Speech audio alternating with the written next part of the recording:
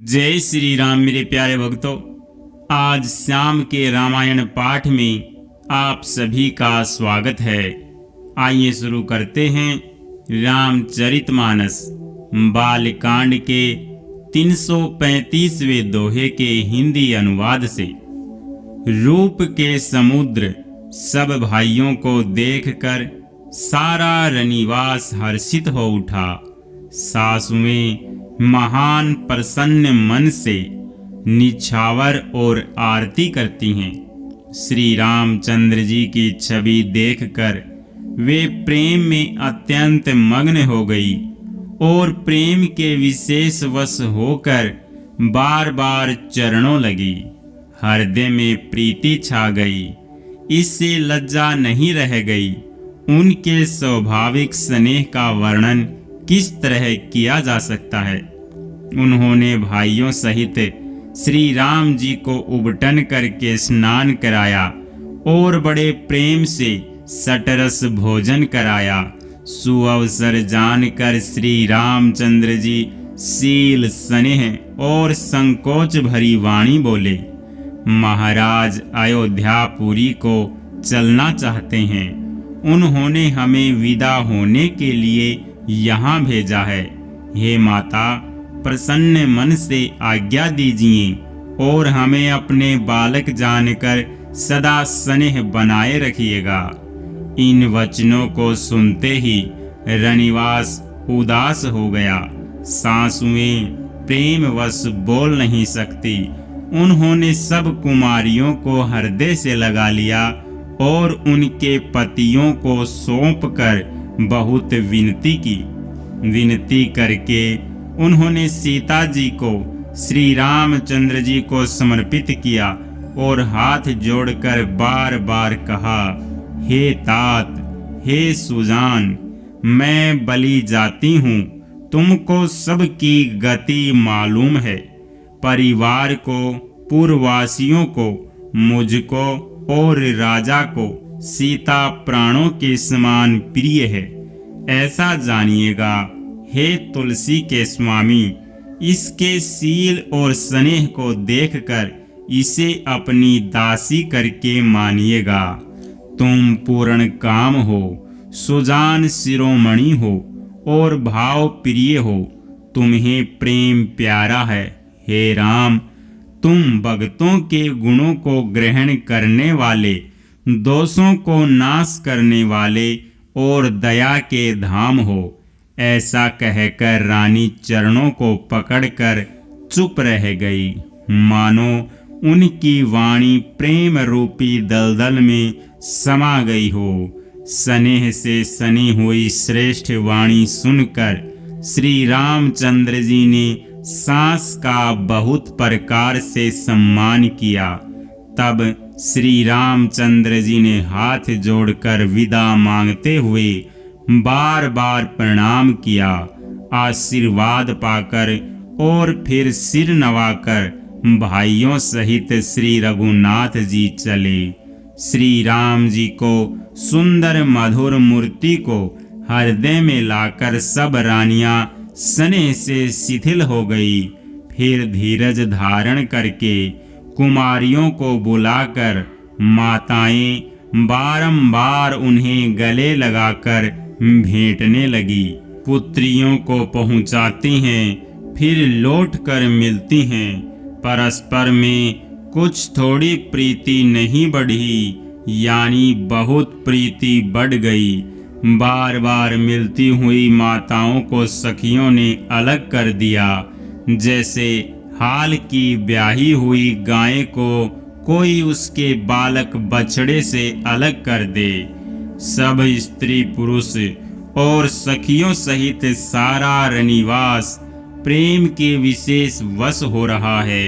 ऐसा लगता है मानो जनकपुर में करुणा और विरह ने डेरा डाल दिया है।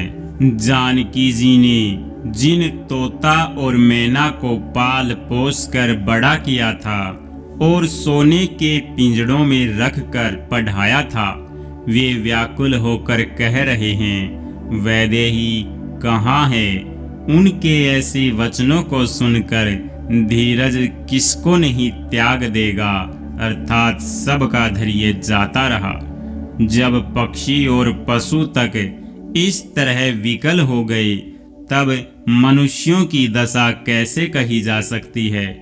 तब भाई सहित जनक जी वहां आए।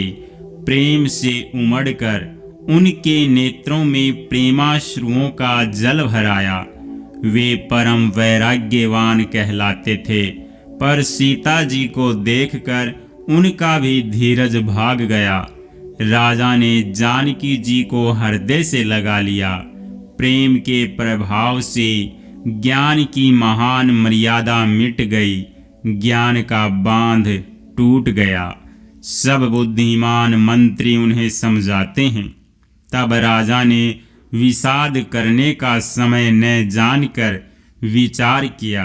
बारंबार पुत्रियों को हृदय से लगाकर सुंदर सजी हुई पालकियां मंगवाई। सारा परिवार प्रेम में विवश है। राजा ने सुंदर मुहूर्त जानकर सिद्धि सहित गणेश जी का स्मरण करके कन्याओं को पालकियों पर चढ़ाया। राजा ने पुत्रियों को बहुत प्रकार से समझाया और उन्हें स्त्रियों का धर्म और कुल की रीति सिखाई। बहुत से दासी दास दिए जो सीता जी के प्रिय और विश्वास पात्र सेवक थे। सीता जी के चलते समय जनकपुरवासी व्याकुल हो गए। मंगल की राशि शुभ शकुन हो रहे हैं। ब्राह्मण और मंत्रियों के समाज सहित राजा जनक जी उन्हें पहुंचाने के लिए साथ चले।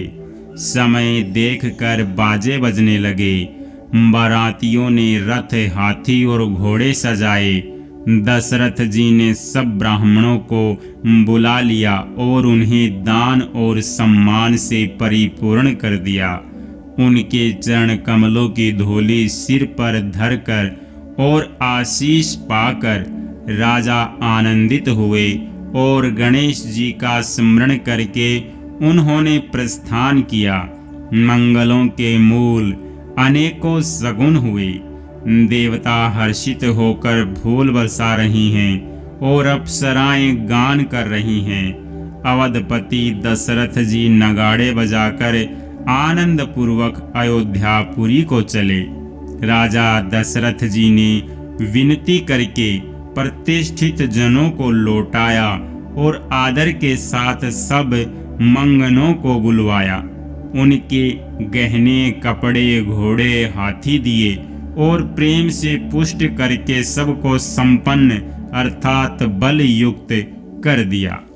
वे सब बारंबार विरुदावली बखान कर और श्री रामचंद्र जी को हृदय में रख कर लौटे। कौशलाधीश दशरथ जी बार बार लौटने को कहते हैं, परंतु जनक जी प्रेमवश लौटना नहीं चाहते। दशरथ जी ने फिर सुहावने वचन कहे, हे राजन, बहुत दूर आ गए, अब लौटिए। फिर राजा दशरथ जी रथ से उतर कर खड़े हो गए। उनके नेत्रों में प्रेम का प्रवाह बढ़ाया। प्रेमाश्रुओं की धारा बह चली। तब जनक जी हाथ जोड़कर मानो स्नेह रूपी अमृत में डुबोकर वचन बोले, मैं किस तरह बनाकर किन शब्दों में विनती करूं। हे महाराज, आपने मुझे बड़ी बड़ाई दी है। अयोध्यानाथ दशरथ जी ने अपने स्वजन समधि का सब प्रकार से सम्मान किया। उनके आपस के मिलने में अत्यंत विनय थी और इतनी प्रीति थी जो हृदय में समाती न थी। जय श्री राम। मेरे प्यारे भक्तों, आज के रामायण पाठ को हम यहीं पर विश्राम करते हैं। मिलते हैं कल सुबह के रामायण पाठ में। तब तक के लिए आप सभी को जय जय सिया राम।